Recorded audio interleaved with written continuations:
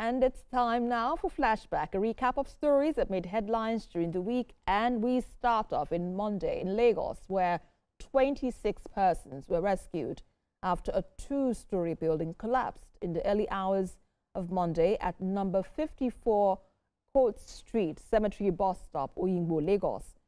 Two bodies were recovered from the rubble as emergency responders battled to save others feared trapped.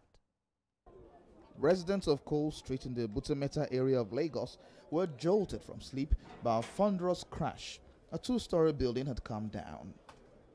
In minutes, neighbors poured out, joining in frantic efforts to pull out survivors before the arrival of emergency responders. Rescue operations intensified when government agencies arrived, leading to the rescue of 26 persons, while two lifeless bodies were pulled from the debris. We are being strategic in what we are doing, and that's why we divided the place into 4 quadrants.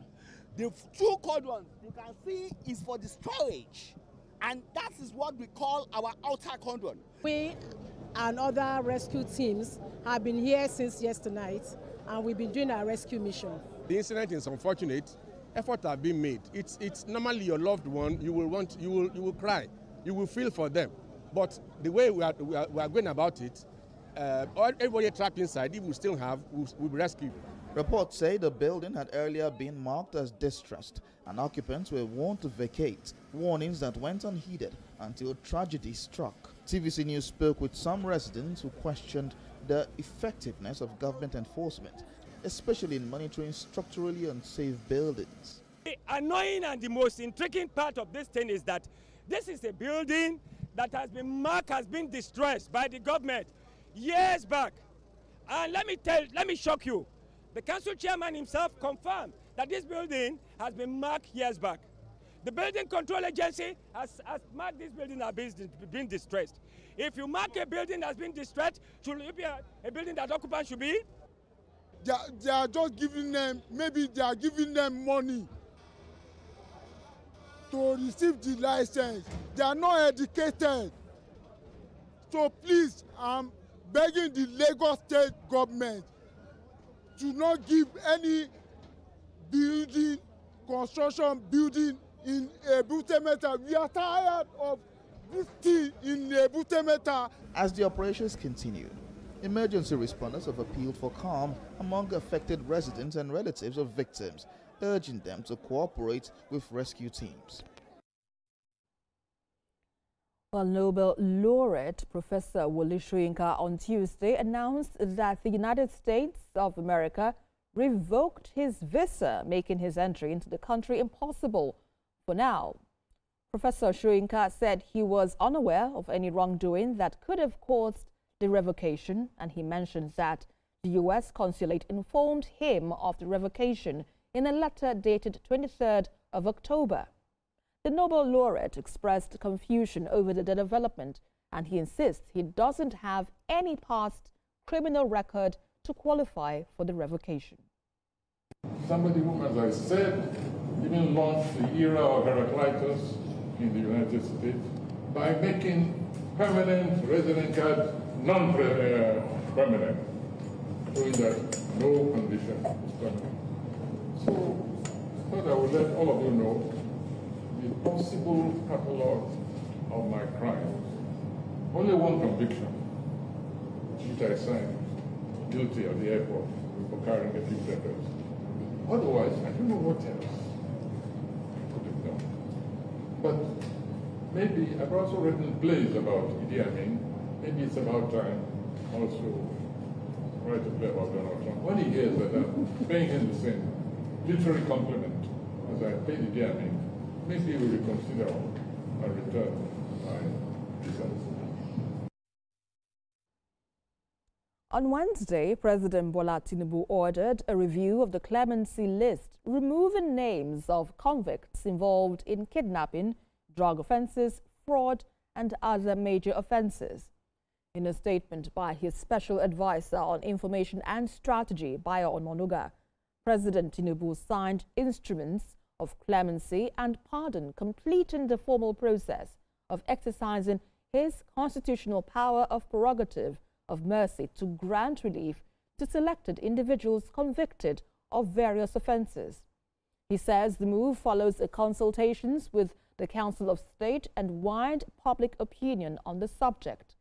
Notable on the list of names removed is Mariam Sander, who was sentenced to death by hanging in 2020 for killing her husband, Biliaminu Bello.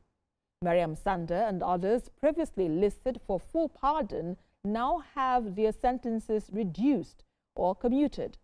The president also directed the immediate relocation of the Presidential Advisory Committee on Mercy for the Federal Ministry of Special Duties to the Federal Ministry of Justice. And that same Wednesday, Senate confirmed the newly appointed service chiefs after a 4-hour screening session at the National Assembly. The screening exercise began earlier in the day following the suspension of Senate rules to allow the nominees and their guests into the chamber. Screening of the newly appointed service chiefs began with the formal suspension of the Senate's rules to admit the nominees and their guests into the chamber. Led into the chamber by the Sergeant-at-Arms and accompanied by the Special Advisor to the President on National Assembly matters, the service chiefs took turns to introduce themselves and present their credentials.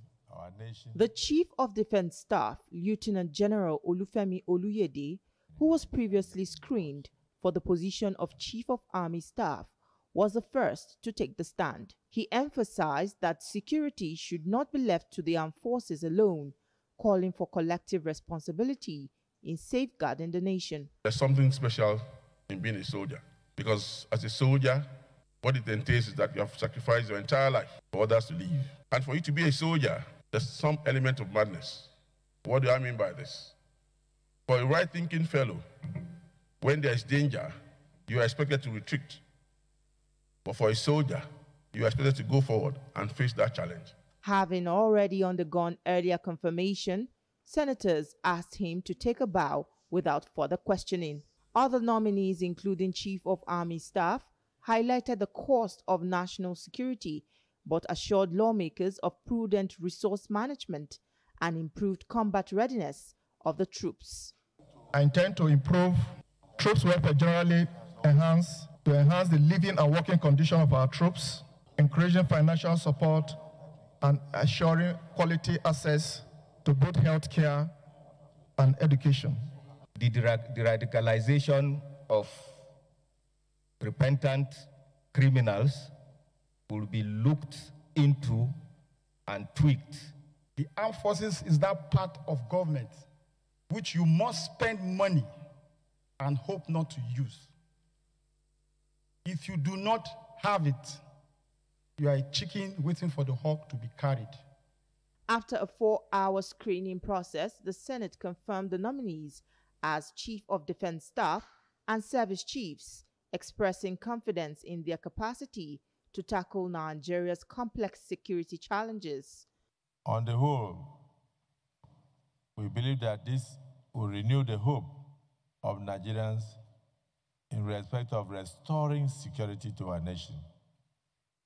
Though security is everybody's business, but we found them fit and very capable, almost all of them emerging from the theaters of war. President Bola Tinubu on Thursday described the decoration of the newly appointed service chiefs marks the beginning of renewed effort to ensure the peace and security of all Nigerians. The president said this in the presidential villa when he decorated the newly appointed service chiefs with their new ranks. New ranks for the newly appointed service chiefs, but with these ranks come greater responsibilities on their shoulders. The Nigerian Senate had earlier screened and confirmed their appointments, but now the Commander-in-Chief is charging them with the task ahead. President Bola Tinubu raised concerns about the emergence of a new armed group in the north-central region and some other parts of the country. He promised to provide the necessary support to get the job done, but also demanded patriotism, loyalty and commitment from the armed forces. Our grave concern to our administration is the recent emergence of a new armed groups in the troublesome area of North Central, Northwest, and parts of the South. We must not allow this new threat to fester. We must be decisive and proactive. Let us smash the new snakes right in the head. For the new service chiefs, President Tinubu's directive is clear. They must be innovative, preemptive, and courageous. The Chief of Defense Staff, on behalf of his colleagues and the armed forces of Nigeria, assured that they would work tirelessly to rid the country of all forms of criminality. That will do our utmost best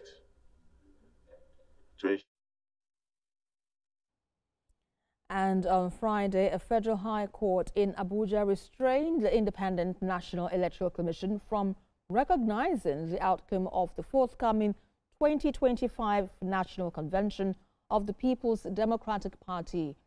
For Justice James Omotosho, delivering judgment in a suit challenging the legality of the convention, predicated his decision on the grounds that the PDP failed to comply with relevant conditions and the laws of the conduct of such conventions. Justice Omotosho also stopped the planned convention until the party complies with its statutory laws.